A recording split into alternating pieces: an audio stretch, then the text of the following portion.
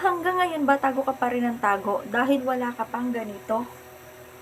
Oo, hanggang ngayon wala ka pa rin ganito, tago ka ng tago dahil natatakot ka na baka ikaw ay mahuli.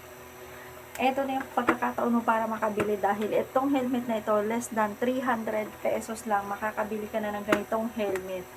O ayan, sabi nga nila, safety first, 'di ba? So kung wala ka pa nito, ano pang hinihintay mo? Ito na yung chance mo para makabili nito. O ayan, no, 'di ba? Maganda siya and talaga naman safe ka dito. Kaya kung ako sa iyo, bumili ka na nito. Ayan, oh. O, 'di ba?